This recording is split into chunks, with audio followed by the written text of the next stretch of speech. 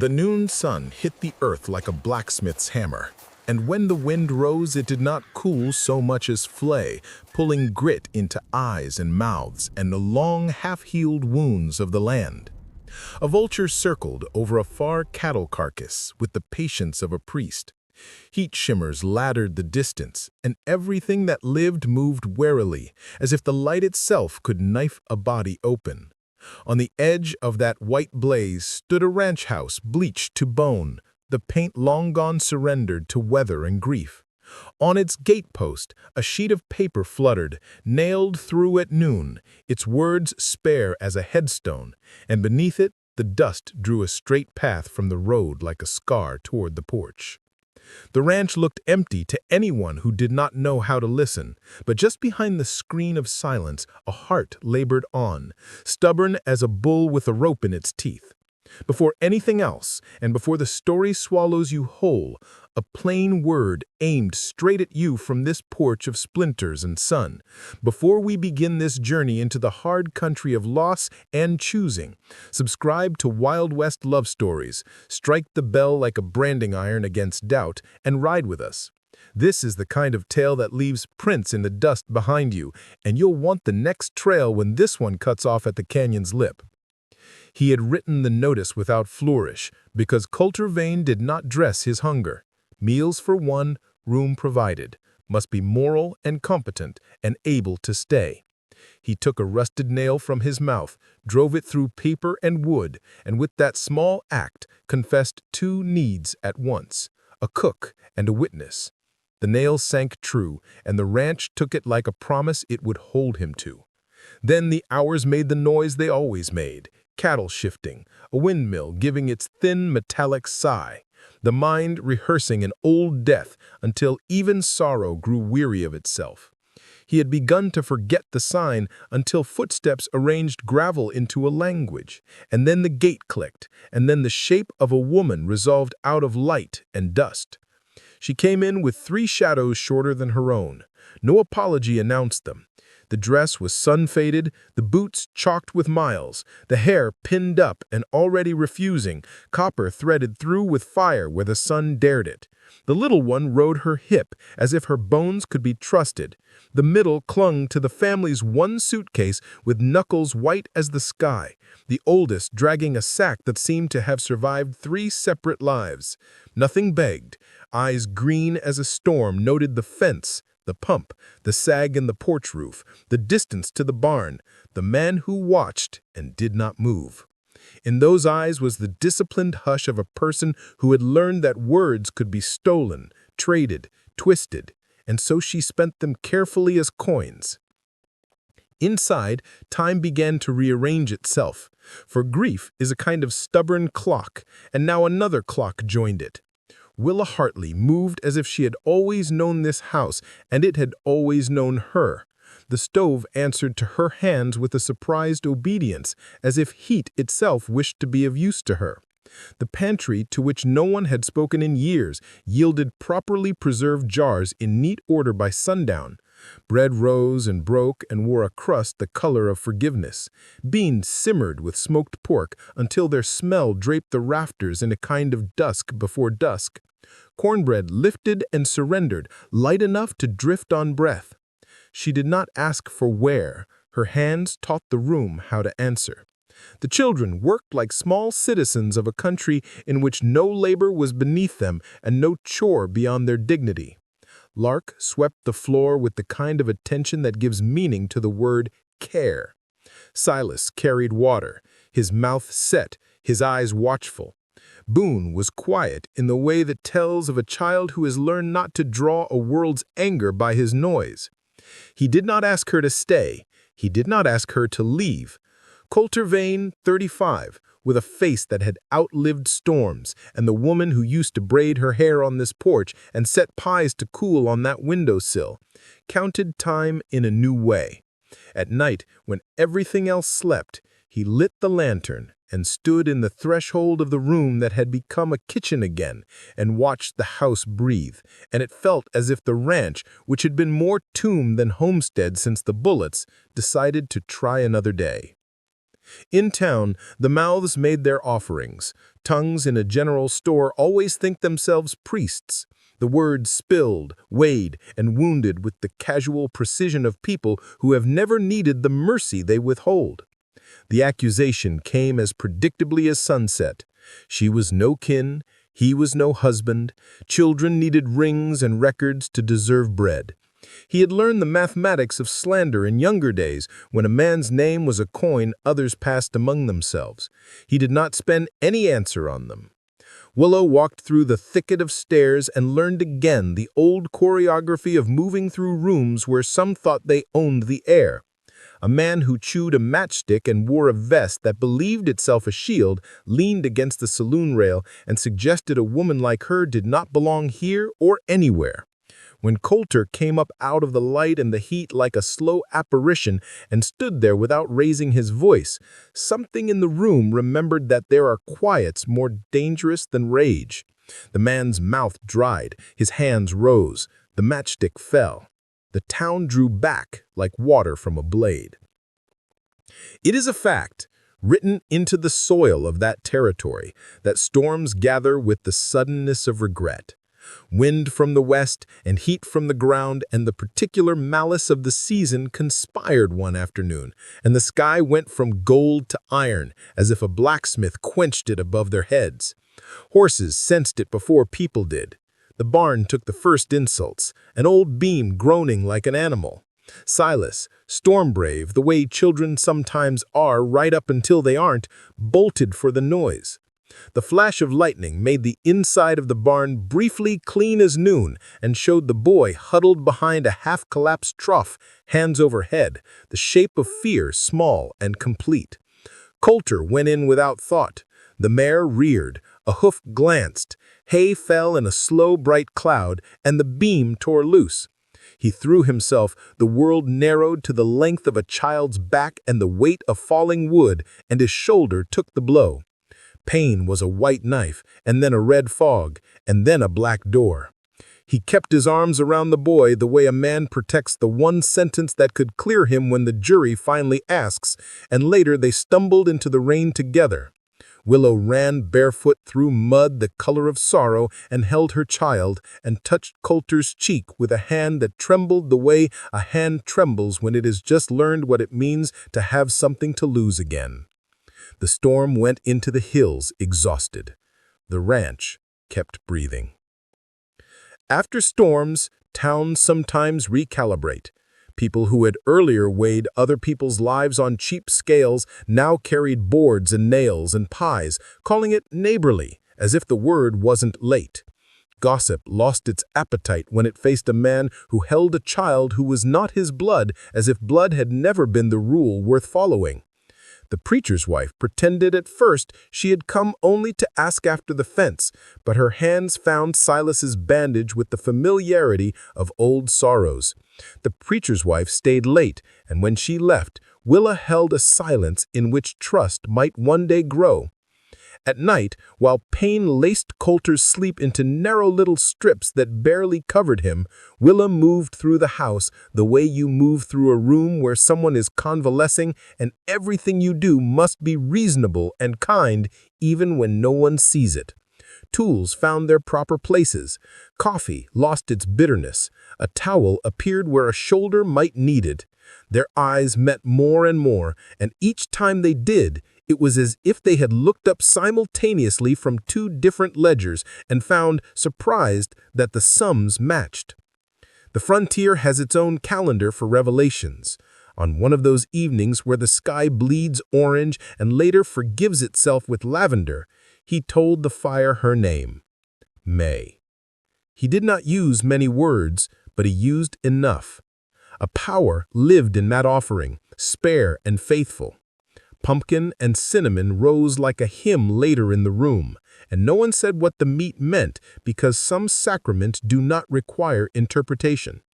In the barn, in the dark, he carved names into an old saddle that had not been touched since grief built its camp inside his chest. Lark, Silas, Boone. The knife cut the leather with small acts of belonging, and the dark blessed each cut by keeping it secret. When Willa found it in the morning, the world shifted imperceptibly and completely, like a lung deciding to draw breath again after too long underwater. The past is not politely dead in such places. It rides in dusty and late and expects to be fed. By afternoon, a rider trailed a smoke of dust behind him and dismounted with a theatrical sadness. He called a claim old as war. A woman belongs to a past she did not ask for. Names came into the yard like thrown stones. The town seized the scandal like a bone. Women who believed themselves stewards of decency arranged their faces into pained authority. Men who had waited years for the chance to despise a better man did sums and found permission in them. A letter later, under the Reverend's hand, undid the mouthy performance. The dead were the dead, the living were cousins of the dead, and grief had misled everyone, as grief loves to.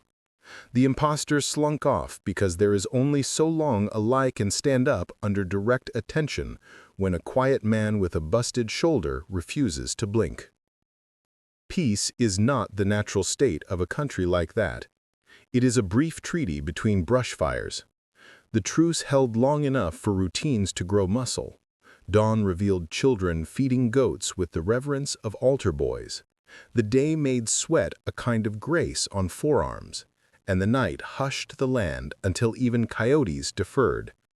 And then the line again, as if a knife, carving the days into before and after, a second rider appeared in heat so severe it silenced birds.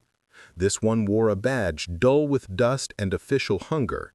He had papers rolled and ribboned and sealed, and they contained a history Coulter had not told aloud. Before the ranch, before the quiet in his mouth, there had been a rifle and a wage and the work of keeping men alive by aiming at other men. A contract had been signed in a town that died after a fire. The signature was his. The raid it had authorized had burned a border shack where someone had hidden a boy's father and where a woman had boiled rags for winter. The paper said Eli Hartley died in that ash. The papers asked whether sorrow settles debts or simply accumulates interest. The papers laid all this on the table like a surgeon putting the bullet he has just found in a body on a white cloth. And then the badge looked at the man and at the woman and at the children and said nothing, because some facts do not need a tour guide. Willa read what the badge brought with eyes that did not look away. The green in them deepened until it became a whole weather. It is possible in a frontier evening for a woman to stand in a kitchen while potatoes hiss and a child laughs 2 rooms away and hold in her hands the proof that the man who fed that child helped once to starve the world of the man she had loved. A stove can hold both heat and verdict at once. Coulter's breath shortened. He did not reach his hand out because he had learned to let pain walk to him on its own feet. The night did not foreclose mercy. He took the ledger of his own sins and set it next to hers, which held its own entries, an abandoned name borrowed from a grave marker back in Arkansas, a saloon fire that began not by accident, but because one woman had finally decided that a locked door was an insult and fire a language men understood. Willa had struck the lamp on purpose in the cacophony of a brawl because she had measured the odds and found that flames were kinder than the hands that had learned to find her in the dark. She had dragged Lark through smoke, called Silas out from under a table, wrapped Boone in a wet flour sack, and walked into the black with 3 small hearts strumming against the cage of her ribs, and she had watched something she used to call home collapse. The frontier does not have the patience to handle such arithmetic delicately.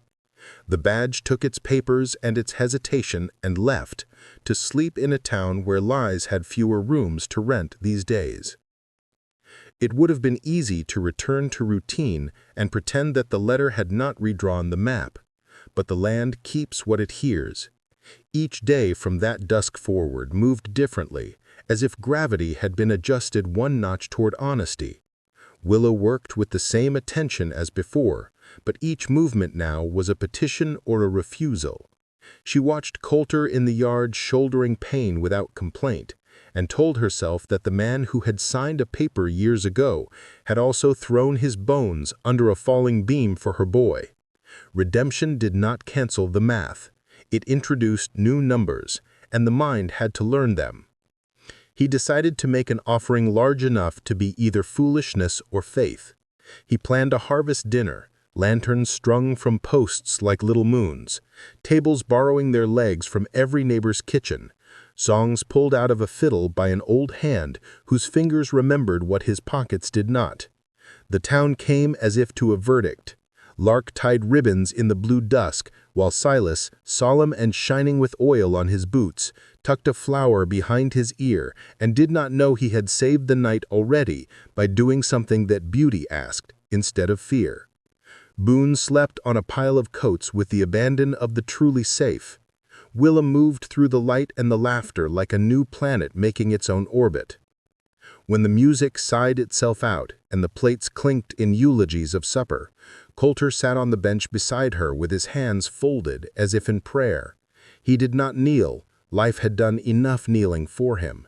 He asked the room, without words and with all the years behind him, if they could receive the sight of a man who had been remade by loss and work and one woman's steady refusal to be afraid.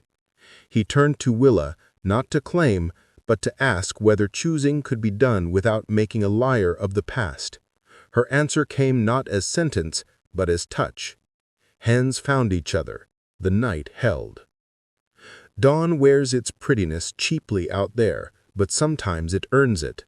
The next day leaned forward with that particular clean light that makes even ruins look like they might be worth another try. They saddled as five, shadows long as memory, and crossed the plain with the unremarkable dignity of a family that had not had time to practice being one. The goats muttered their resignation. The windmill confessed the smallness of its work and did it anyway. The notice on the gatepost had long since curled and weathered into illegibility, but it was still a hinge on which the whole world had tipped. From the ridge to the north, dust rose again. The rider who came was neither impostor nor law, but something third and more complicated. A man with a face that invited confession and a body that did not promise mercy. Behind him, two more shadows. Not a badge among them, and yet a kind of authority rode with them, the robust and shameless power of men who have been paid. They bore no paper. They carried a memory of contracts and the smell of a burned border shack that taught them profit would always taste like ash. In the center rider's hand was an item small as a relic, a half-melted medallion taken out of a ruin, the kind of thing you save not for value, but for the testimony it carries. He held it up where the sun could kindle it. He had ridden a week to bring it to this yard and lay it down between a man and a woman and wait for the world to pick sides. Willis saw the medallion and recognized the tiny dent in it where Eli's thumb had worried it when nervous, and all the breath she had taken since the fire seemed borrowed. Coulter saw it and knew, the way men know without thinking, that choice had sharpened itself for him, and there would be no dignity in delay.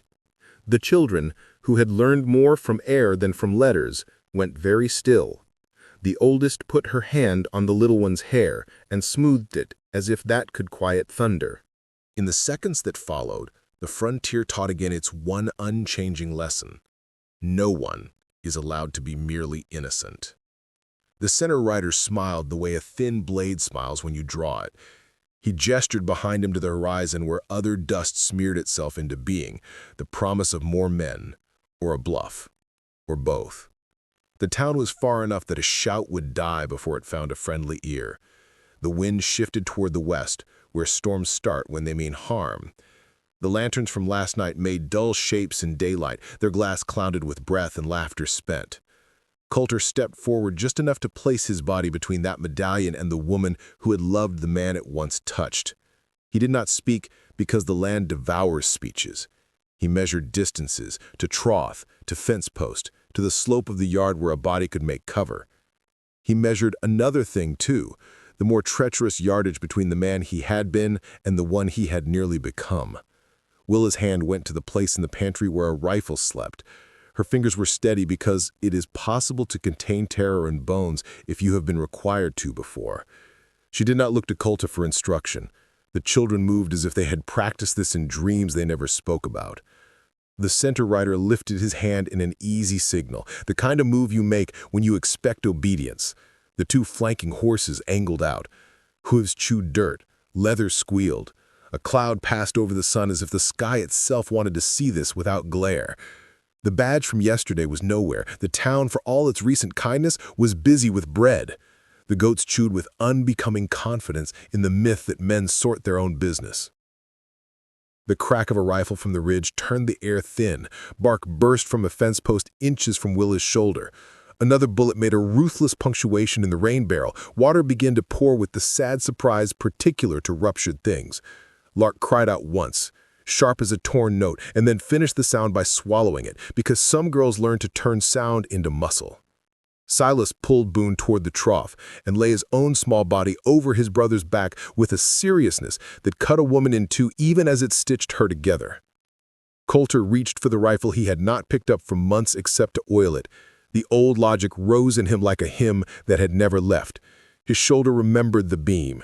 Pain flared and then steadied into a shore on which he could set his feet. He took aim, the world arranging itself into length and wind and the angle of another man's likely intention. As if sensing the attention, the center rider smiled again and tapped the medallion against his palm and tilted his head toward Willa, a small pantomime of courtesy that suggested a future full of choices none of them would choose. The third shot punched the portrayal and made of it a splintered mouth. Dust jumped, then settled, then waited. In the house, the pumpkin pie plate on the shelf rattled against its neighbor, and for a second the small sound held more terror than gunfire, because of what it promised to undo. Willa saw the medallion, the men, the children, the man beside her, and inside she held a calculus no one could help her with. To shoot was to declare something about the past and about a future in which forgiveness would be made of different ingredients than she had thought the night before. To lower the rifle was to pronounce another kind of sentence on the living. The frontier makes philosophers of mothers and juries of children. The horizon to the east offered another smear of dust now, thin but real. It could have been helped. It could have been worse. It was at the wrong distance to decide. The wind lifted the notice on the gatepost, now just a ghost of paper, and made it whisper. Coulter's finger found the curve of the rifle's trigger, and memory found the face of a woman named May standing in a doorway with eyes emptied by grief she had not agreed to wear. Willa's breath came once deep and calm, because the body will sometimes make preparations for the soul. Lark took Boone's hand and squeezed twice, the way they had learned meant hold. The center rider lifted his hand, the signal about to open the hole in the day through which men fall, and some do not climb back. The sound that came next was not a gunshot, but the sudden clatter of hoof against rock behind the house, a drum beat like a heart arriving. The goats scattered. The wind changed direction, as if it had remembered an old appointment. The medallion flashed once in the new angle of light, and in that blink, the world can change. On the porch, the rifle reached the point in its journey where it either fires or it doesn't. Willa's finger tightened. Coulter's aim settled. The dust from the eastern smear thickened into the shape of riders in a line that did not declare their allegiance, only their momentum. The center rider began to turn his head toward the new sound, already planning which way to take pressure off his horse's flanks. And then the old barn door, the one that the storm had half crippled and left sagging from its hinges, swung wide with a crash. And standing inside that dark was a figure that took the air from Willa's lungs and the strength from Coulter's legs and the certainty out of every choice. A shape stepped into the light wearing a coat that had no business still being a coat, and a face the world had promised to the ground. On that face was a scar the size of a wedding band, and under the hat brim the eyes did not look like any ghost's eyes. The porch, the yard, the ridge, the riders, the rifle, the medallion, the lanterns asleep in daylight, the pumpkin plate and the water leaking from a bullet wound in the barrel, the goats and the wind and the vulture above the far carcass, all of it held its breath with the two names that rose in one room of one house at the same time and could not be spoken, because if spoken, they might be true. The figure took one step more, and everything that had been forgiven and everything that had not yet asked for mercy stood and waited to be counted.